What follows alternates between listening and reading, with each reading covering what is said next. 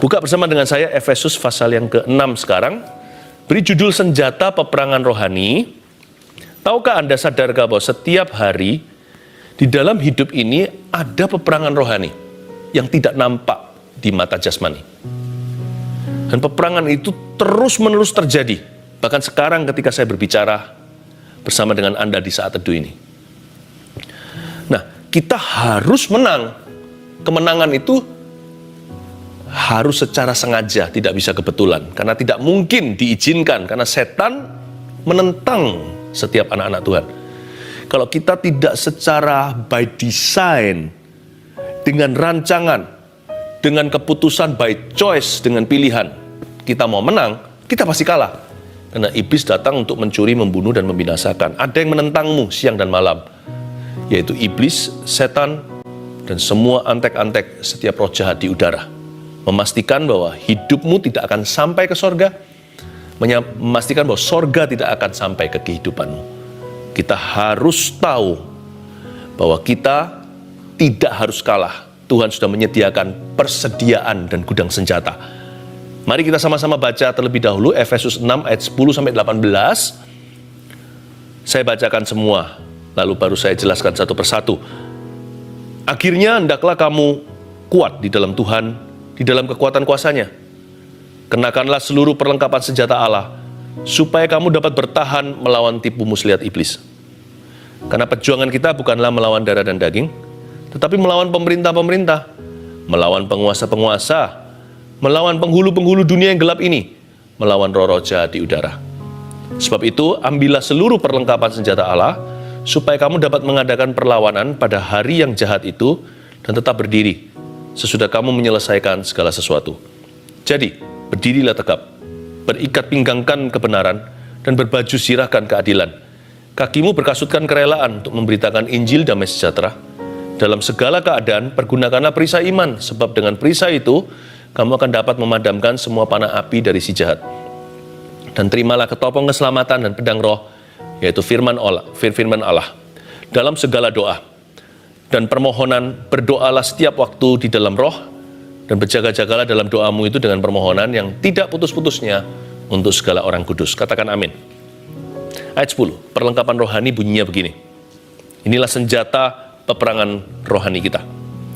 Akhirnya, hendaklah kamu kuat di dalam Tuhan dan di dalam kekuatan kuasa-Nya. Garis bawah itu, kuat di dalam Tuhan, lalu kuat di dalam kekuatan kuasa-Nya.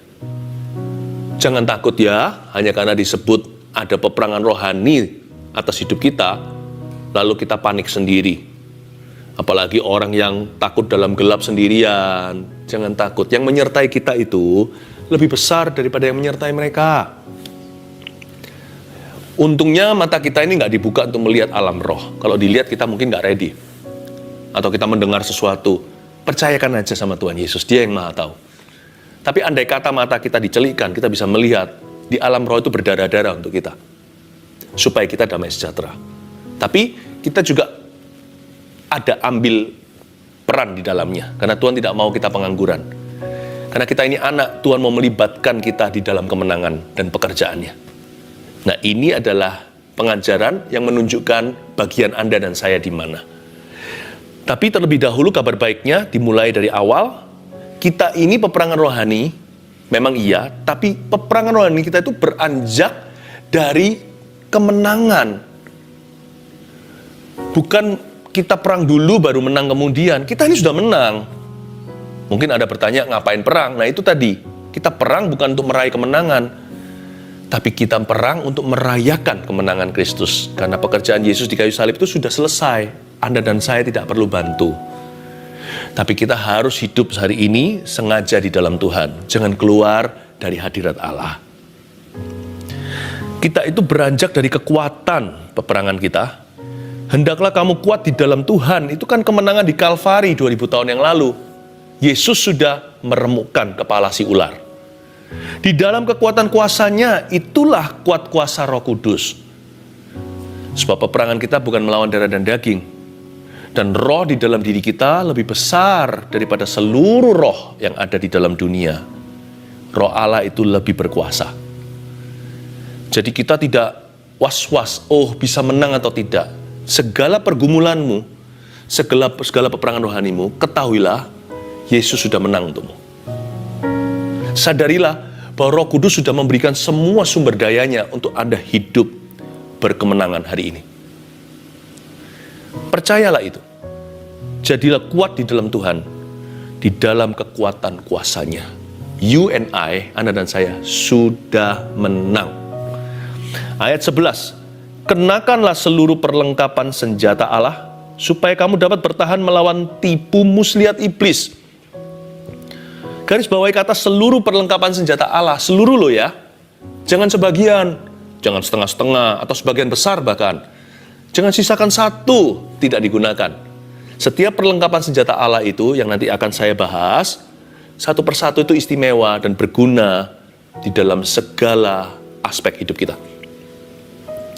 Tapi saya tunjukkan dulu, seluruh perlengkapan senjata Allah kalau kita sudah kenakan, ada satu bagian badan kita yang masih terekspos.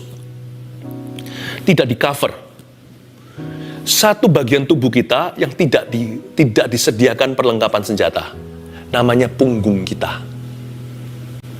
Itulah sebabnya tidak ada perlindungan ilahi bagi orang yang memilih untuk membelakangi Tuhan hari ini.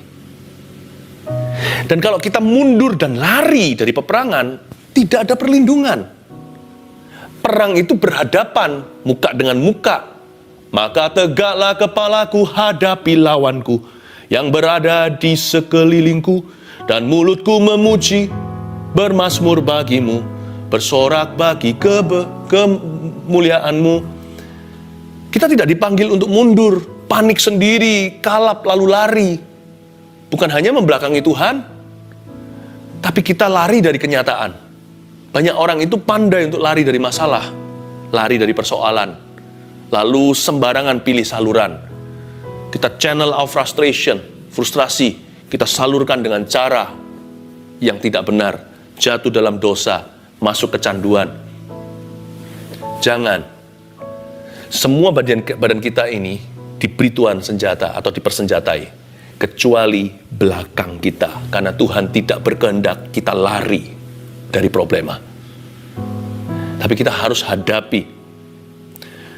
Dan senjata mutakhir iblis itu namanya tipu muslihat. Tipu itu dusta.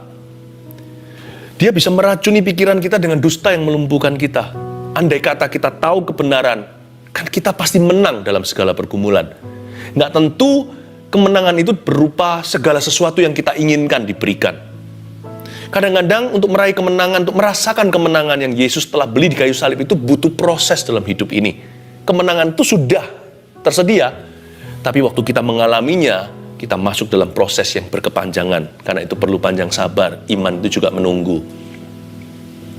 Nggak tentu kita dapat semua yang kita mau, tapi pokoknya siapa yang bersama dengan Tuhan pasti menjadi lebih dari pemenang. Mungkin segala sesuatu di sekelilingnya runtuh, bukit beranjak, gunung-gunung pun bergoyang, tapi kasih setia Tuhan tidak akan beranjak dari hidupnya kalau Tuhan memegang kehidupan orang itu.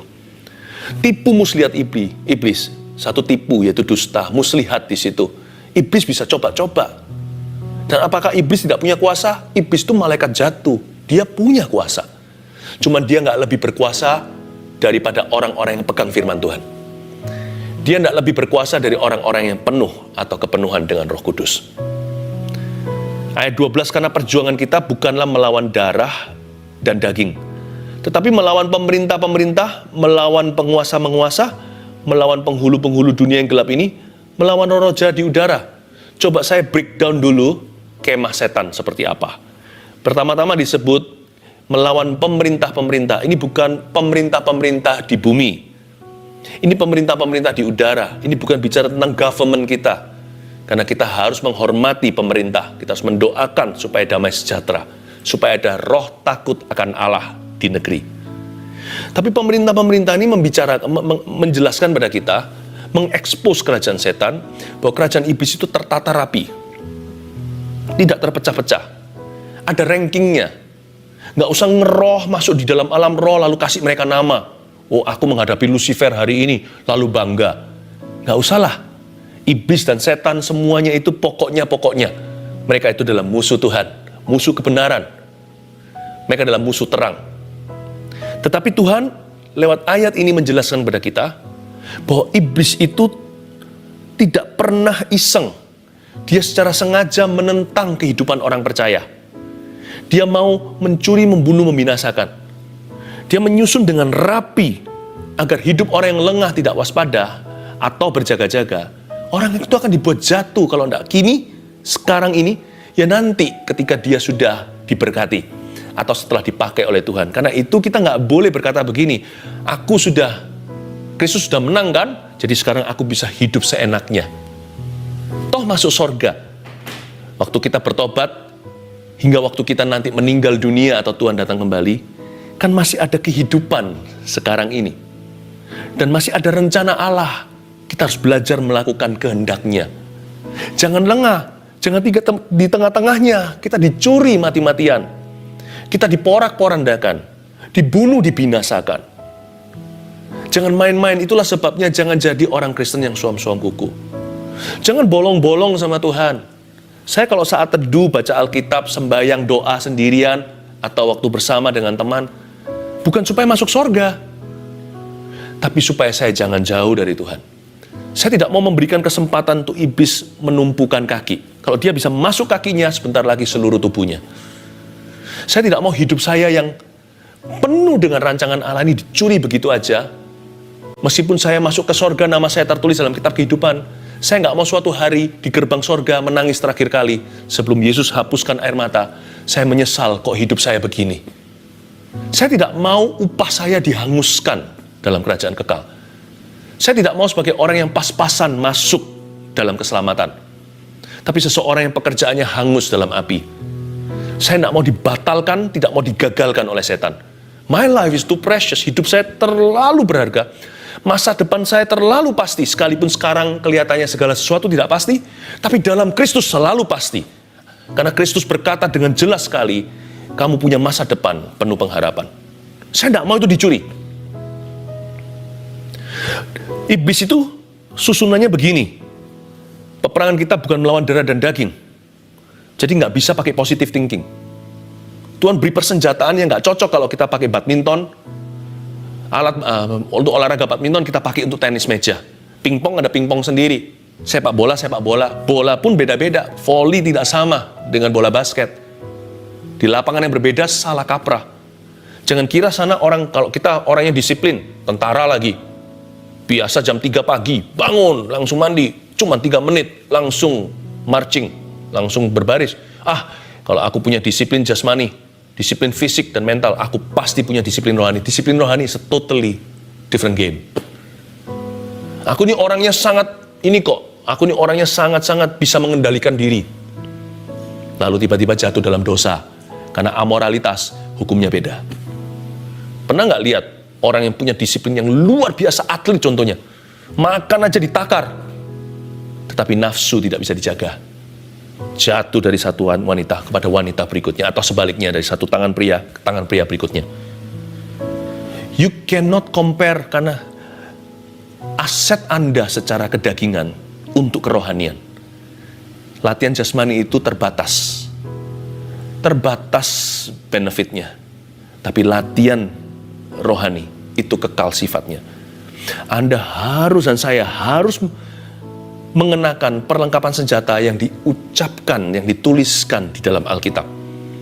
Ini yang harus kita perhatikan untuk kita mengalami kemenangan yang kekal, kehidupan rohani terutama, yang menjadi fondasi kehidupan kita yang lainnya. Sebab peperangan kita melawan pemerintah-pemerintah di udara. Mereka punya rankingnya. Iblis itu punya strategi untuk menjatuhkanmu. Tapi mereka hanya kalah kalau kita hidup tiap hari dalam pembaharuan akal budi. Jikalau firman Tuhan ini kita bergantung padanya setiap saat. Dan kalau kita ini bersandar dalam tuntunan Roh Kudus setiap waktu, iblis tidak bisa berbuat sesuatu. Orang tidak bisa berdiri tegak dalam hubungannya dengan Allah karena kemampuan dagingnya. Sebab peperangan kita bukan melawan darah maupun daging. Melawan penguasa-penguasa setelah pemerintah-pemerintah. We are facing a very powerful enemy. Saya ngomong begini bukan memuliakan setan. Tapi tidak boleh remehkan. Setan atau iblis itu punya kuasa. Dan dia telah berhasil menjatuhkan manusia sejak Adam dan Hawa. Track recordnya tidak diragukan. Dia tahu kelemahan manusia itu di mana. Tapi dia nggak bisa apa-apa dengan orang yang hidupnya di dalam hadirat Allah. Melawan penghulu-penghulu dunia yang gelap. Kata penghulu-penghulu dunia yang gelap ini dalam bahasa Inggrisnya prince, pangeran-pangeran dunia. Berarti iblis atau setan ini punya hamba-hamba di bumi. Jangan loh ya kalau kita ketemu orang, "Ih, kamu setan," atau kita tengking teman. Jangan pakai cara begitu. Kasih sesamamu. Doakan mereka bahkan yang mengutukimu. Tapi ketahuilah, jangan buta, jangan naif, jangan polos, nggak tahu apa-apa. Padahal sudah diperingatkan di dalam Alkitab. Setan bisa pakai manusia. Dia punya hamba-hamba yang sengaja, yaitu langganannya, yang mengabdikan diri kepada iblis. Tapi juga punya hamba-hamba yang tidak disengaja. Orang-orang yang dipakai kedagingannya. Jadi jangan lengah. Ketika Anda dan saya tidak waspada, kita pun bisa dipakai untuk menjatuhkan teman kita. Coba pikirkan siapa dulu yang ajak Anda merokok pertama kali. Hamba setan. Mungkin orang itu bukan pemuja setan. Tapi karena kedagingannya bisa ditunggangi, orang itu menjatuhkan sesamanya. Kadang-kadang kita sendiri gak disadari. Kita ucapkan sesuatu. Dan itu menjadi batu sandungan bagi sesama. Be careful. Kita menghadapi penghulu. Dia gak turun tangan sendiri. Dia punya utusan-utusan. Baik yang deliberately atau yang accidentally. Ya, baik itu pembunuhan berencana atau pembunuhan tidak direncanakan. Jangan mau jadi hamba setan. Tapi juga hati-hati juga waspada dengan orang-orang yang bisa dipakai oleh roh jahat. Jangan benci orang-orang itu, doakan, tapi jangan terpancing emosinya. Jangan ikut-ikutan sama hasutannya. Ingat, kita tinggal di dalam suatu planet dunia ini yang hawanya nggak enak. Ada penghulu di mana-mana. Lalu melawan roh-roh jahat di udara. Berarti numerous. Kata roh-roh jahat di udara itu sebanyak udara di sekeliling kita, sebanyak itu roh-roh jahat di udara. Numerous, berarti kita menghadapi musuh yang banyak sekali. Saya nggak tahu jumlah malaikat itu berapa, Alkitab nggak pernah menuliskannya. Nggak pernah secara persis mencatatnya. Mungkinkah ada jumlah malaikat itu sebanyak populasi dunia? Atau melebihi? Berjubel-jubel di udara karena space atau ruang hampa. Itu beda fisik, karena fisik ada ukurannya. Saya tinggi 1,8 berapa, saya beratnya, lebarnya.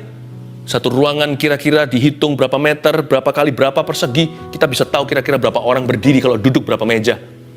Setan nggak bisa digituin. Tapi dia ada banyak. Makanya Yesus menghadapi legion, bukan? 6.000 roh jahat di dalam satu tubuh manusia itu. Rantai pun nggak bisa menahan dia. Saya nggak ngomong gini supaya kita ketakutan. Segitu banyaknya dicampur jadi satu. Jadi satu digabung pun nggak bisa menang dengan satu Roh Kudus di dalam dirimu.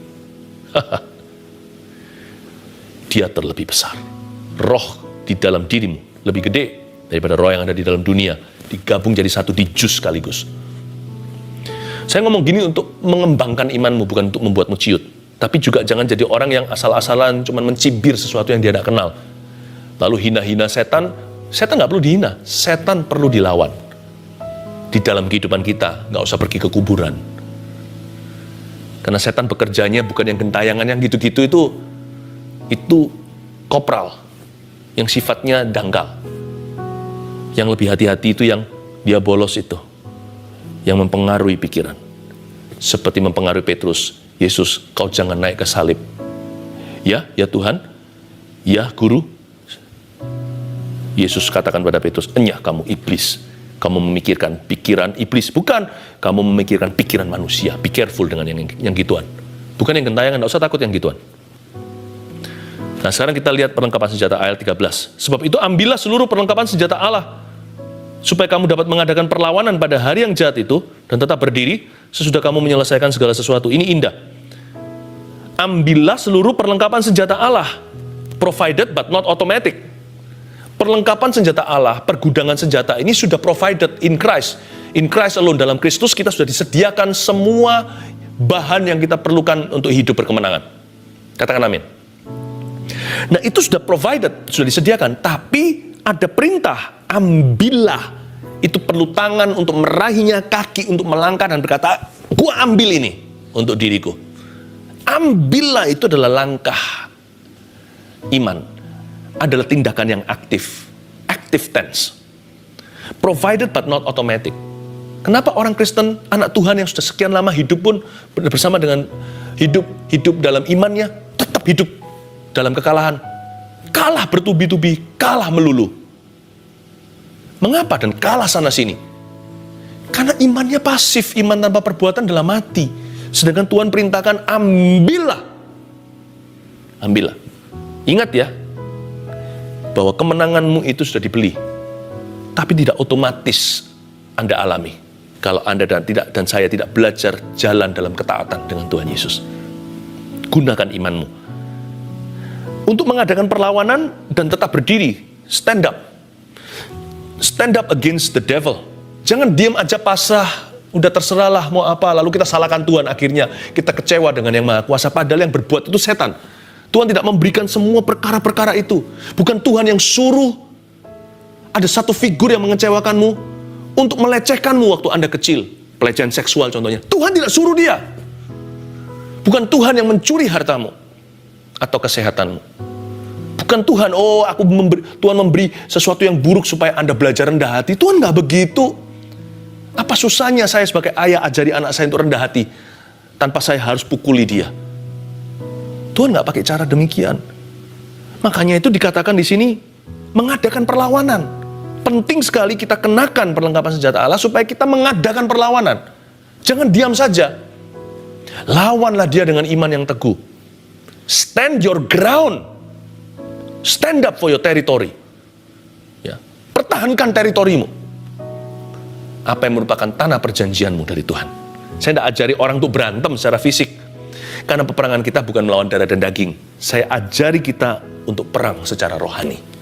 Bukan saya, tapi Kristus yang ajarkan. Are you ready sekarang masuk ke dalam susunan persenjataan? Jadi, berdirilah tegap ayat 14. Semoga sekarang sudah tegap semua berdirinya. Oh, saya ngerti sekarang.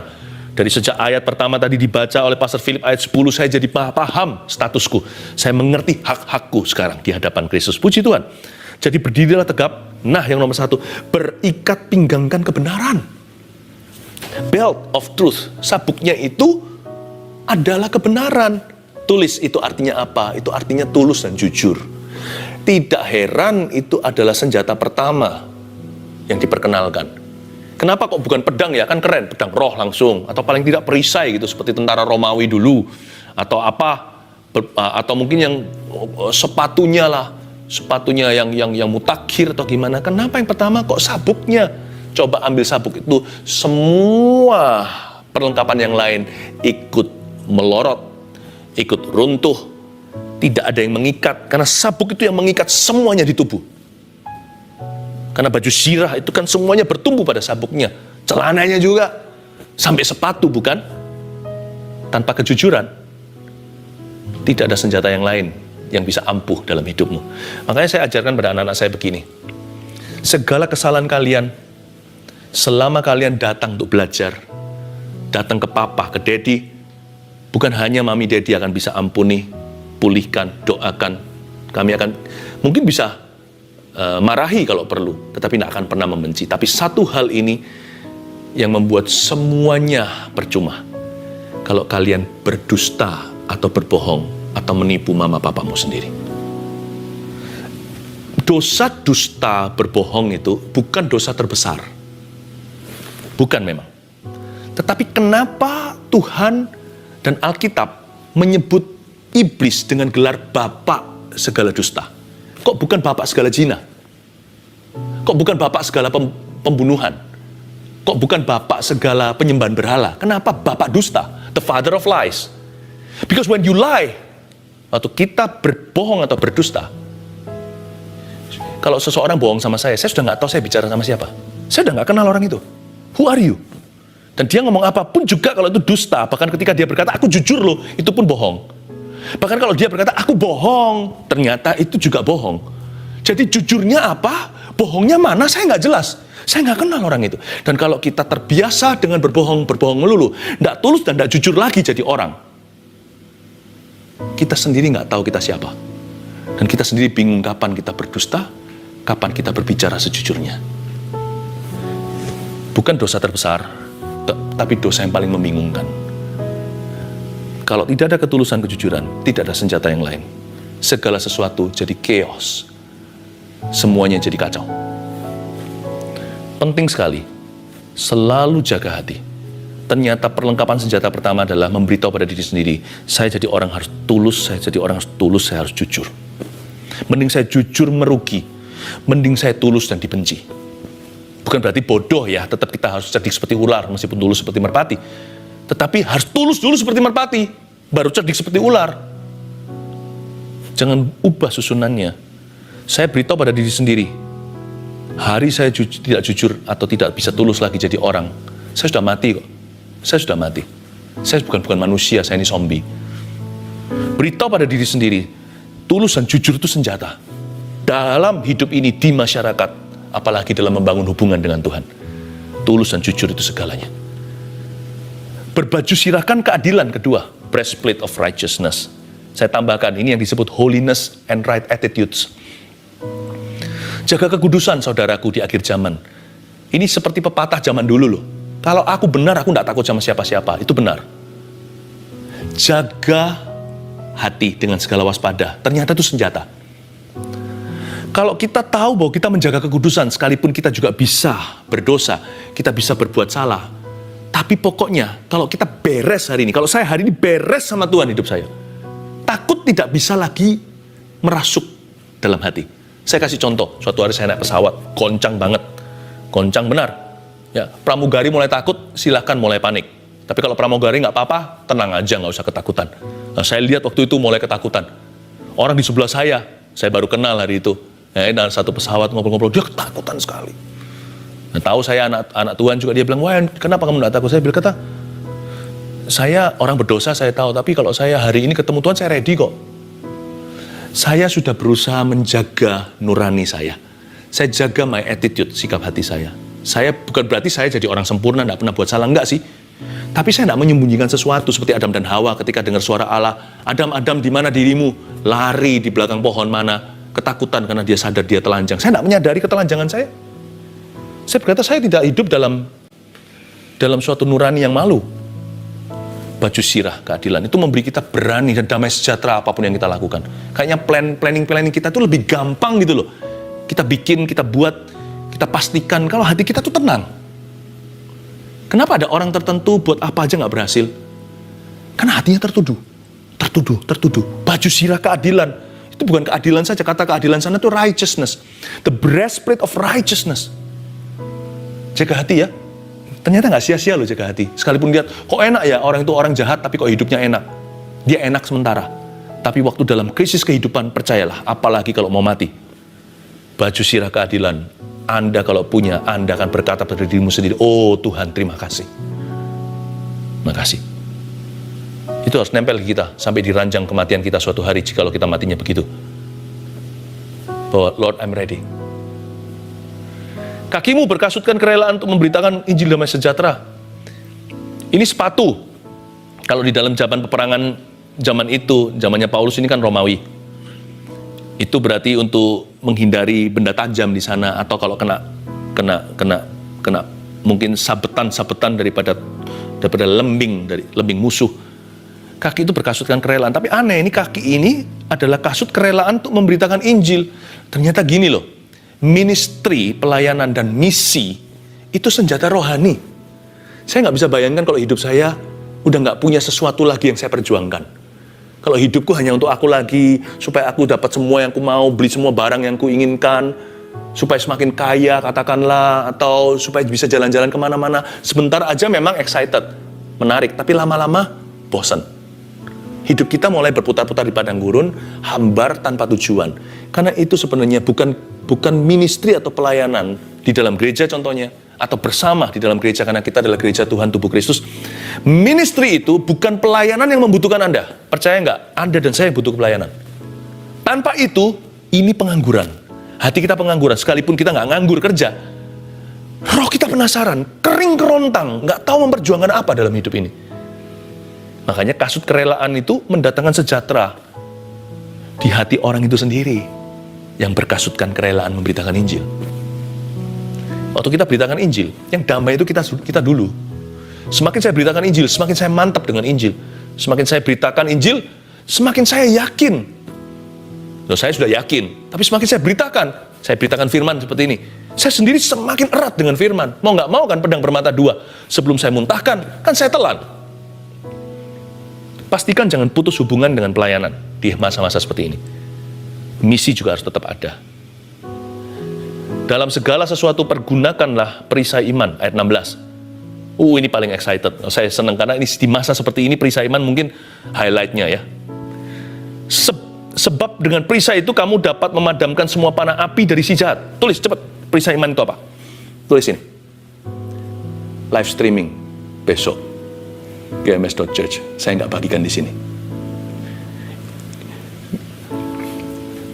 Saya juga sih judul The Power of Faith, kuasa iman. Saya nggak bahas di sini ya, maklumkan. Saya bahas nanti di khotbah itu. The Power of Faith, Habakuk chapter 1 ya. Kita lompat dulu aja. Dengan perisai ini, iman ini kamu dapat memadamkan semua panah api dari si jahat, ayat 16, sekarang ayat 17, dan terimalah ketopong keselamatan dan pedang roh, yaitu firman Allah. Ketopong keselamatan ini, the thoughts of hope, atau pikiran-pikiran harapan. Pikirkan pengharapan-pengharapan. Kalau kita mulai pengangguran di sini ya, ketopong keselamatan, saya itu suka sekali tuliskan kalau saya sudah mulai tipis harapan, atau sesuatu yang I can look forward to, atau sesuatu yang saya bisa dambakan di depan. Saya akan tulis 1, 2, 3. Easy points. Buat poin-poin yang sederhana. 1, 2, 3. Oke, minggu depan, bulan depan, 3 bulan. Saya punya harapan apa? Saya catat. Dan itu membantu saya punya ketopong. Karena medan peperangan kita itu di otak kita, di kepala. Jadi dipentungin iblis terus di sini, lama-lama kita bisa berdosa. Padahal hati rohani kita fine-fine saja. Tapi kalau pikiran kita sudah mulai putus asa, paling bahaya orang putus asa. Bisa bunuh diri. Tapi minimal orang muda, kalau lagi hampa kepalanya, nggak tahu ngapain lagi, biasanya jatuh dalam dosa, kembali ke kebiasaan buruk, ya kan? Lalu terlibat kecanduan. Ini loh yang harus dijaga, ketopong keselamatan. Biasakan punya poin setelah baca Alkitab, oke Tuhan, saya nggak tahu nanti ke depan ini apa harapan. Bisnis saya lagi kandas atau apa. Kalau bisnisnya kandas, mungkin harapan Anda bukan bisnis, tapi tulis, aku punya harapan yang jangka panjang. Nanti suatu hari, anakku yang sukses. Aku tidak boleh putus asa di kilometer ini. Tulis yang jangka panjang. Saya harus ajarkan gagal berhasilnya papanya kepada anak-anak kami. Saya mau mereka jadi orang sukses. Saya akan doakan. Jangka menengah apa? Saya mau bangun bisnis ini kembali. Atau bangun bisnis yang baru contohnya. Jangka pendek apa? Bulan nanti hari Rabu depan ini ada saat teduh. Saya mau dengar suara Tuhan. Ku ingin mendengar suara Tuhanku, Gembalaku. Apa yang hendak Ia katakan kepadaku? Aku mau berdiri di menara-menaraku. Ada looking forward, short term, mid term, long term. Ketopong keselamatan. Lalu pedang roh, yaitu firman Allah. Biasakan to memorize scriptures, atau ini namanya scripture memory, atau menghafalkan ayat-ayat Alkitab daripada berdebat. Kalau dicoba itu, quote Alkitab aja itu banyak meredakan. Saya ajari kepada banyak anak muda, termasuk orang-orang tua. Kalau kita sedang bergumul dengan suatu pemikiran, ucapkan quote satu ayat Alkitab yang mudah-mudah untuk diingat, terutama yang relevan buat Anda. Anda sebutkan, ada tertulis, lalu sebutkan, berhenti perdebatan. Setan nggak bisa mendebat Anda lebih. Tapi kalau Anda lawan dengan pikiran Anda, setan bisa bulet tuh pikiranmu. Pedang roh. Sudah ayat terakhir ya.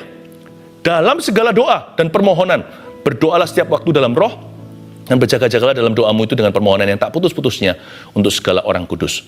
Dalam segala doa, emangnya doa ada berapa macam? Maksudnya itu, bangun kehidupan doa demikian rupa di akhir zaman ini, apalagi di masa-masa susah. Pastikan Anda punya kehidupan doa itu multifungsi. Dalam segala doa itu, di dalam beberapa tipe doa, maksudnya apa? Public prayer, kayak begini ini termasuk public. Private prayer, saat teduh secara pribadi. Ya, gereja termasuk public. Di kamar sendiri itu private. Tidak ada orang lain di sini, di situ. Selain itu juga ada dalam segala doa itu ada juga doa yang sifatnya well plan, yang sudah terencana. Ada orang pagi hari, ada yang belum tidur pulang kerja malam hari, ada yang plan. Tapi ada yang sudden atau yang tiba-tiba. Kalau Anda digerakkan untuk berdoa tiba-tiba, berdoalah. Kadang-kadang saya dibangunkan pukul 3 pagi bahkan untuk mendoakan seseorang atau mendoakan bangsa-bangsa atau mendoakan Anda. Atau kadang-kadang saya di tengah-tengah kerja, saya ambil break sebentar 10 menit. Saya minta di kantor saya tulis jangan diganggu, saya berdoa sebentar. Atau saya beritahu sama sekretaris saya, please no guest please, tidak ada yang ketemu sama saya dulu, saya berdoa sebentar. Bisa begitu. Kadang-kadang sudden prayer is important. Kalau Tuhan berikan gerakan, ikuti saja, itu pasti mengarah ke sesuatu yang berguna. Atau bisa jadi calm prayer, doa yang sifatnya khidmat, yang sifatnya solemn, yang sifatnya diam. Tapi juga ada doa yang loud. Kenapa ya Pastor Philip? Waktu tadi doa di saat teduh, kapan hari lalu, saya menangis sejadi-jadinya. Siapa bilang doa itu harus selalu tenang, diam? Ada saatnya diam, ada saatnya kita itu berseru. Ada doa yang sifatnya calm, ada yang sifatnya loud atau keras. Apalagi kalau nengking setan. Kalau saya nengking setan kan nggak berkata, permisi ya, silakan keluar. Saya berkata, dalam nama Yesus, tinggalkan orang itu. Itu yang disebut dalam segala doa. Perkaya kehidupan doamu. Dan dalam permohonan berdoalah setiap waktu dalam roh. Berdoa dalam roh. Berdoa dalam roh. Katakan berdoa dalam roh. Dahulu waktu saya belum bisa berbahasa lidah, belum dapat kepenuhan Roh Kudus atau menerima berkat Pentakosta, saya menyesal sekali. Setiap kali saya pikirkan, aduh bodoh sekali. Saya suka meniru-nirukan orang berbahasa roh. Just because you don't understand it doesn't mean anything. Tidak berarti itu tidak punya arti. Ya kan? Kenapa berdoa di dalam roh itu penting sekali? Karena kita itu di atas antara bumi dan sorga. Langit kita itu kontaminasi dengan roh-roh jahat di udara. Saya ngomong sesuatu itu bisa dipakai melawan saya, karena itu jangan banyak bicara. Pengacara kita itu namanya Roh Kudus. Dia kasih kita bahasa kode, bahasa sandi. Titit, zaman dulu telegraf. Itu ada artinya, bukan hanya titit-titit saja. Semua itu ada artinya. Just because you don't understand it. Jangan sampai kita berhalakan yang namanya otak kita saja. Karena menyembah Tuhan itu bukan hanya dengan akal budi, tapi dengan roh juga. Jangan berdoa dengan roh saja, dengan akal budi juga tentunya. Tapi kedua-duanya perlu. Dan ketika kita berbahasa roh, kita sedang menembus awan-awan kontaminasi ini, langit-langit ini, langsung kepada Bapa yang mengerti apa yang roh doakan melalui jiwa dan roh kita. Itu karunia. Kalau belum punya, minta. Kalau yang miliki, jangan merasa lebih rohani dari orang lain. Kalau yang belum bisa, jangan hakimi mereka yang sudah merasakan gunanya.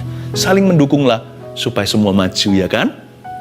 Berdoalah di dalam roh. Dan berjaga-jaga dalam doamu itu dengan permohonan yang tak putus-putusnya untuk segala orang kudus. Jangan berdoa bagi dirimu melulu. Berdoa bagi diri Anda saja. Kalau Anda berdoa, berdoalah bagi orang lain juga. Please don't forget to pray for us juga ya. Kami ini cuma manusia. Mencoba melayani Anda sebaik-baiknya. Doakan bagi kami. Ya, jarang-jarang saya ngomong gini bukan untuk mengasihani diri sendiri. Tapi tidak ada orang itu yang Superman. Kita semua hanyalah hamba, bukan? Belajar untuk saling mendoakan. Pray for each other, pray for others, and pray for each other. Belajar untuk mendoakan orang lain dan untuk saling mendoakan. Supaya tangan Tuhan bekerja dan rancangannya dipercepat. Amin. Saya mau selesai di sini saja. Catat baik-baik, renungkan. Dan sekarang saya ajak kita semuanya sekali lagi menghampiri tahta Tuhan melalui lagu ini. Haleluya.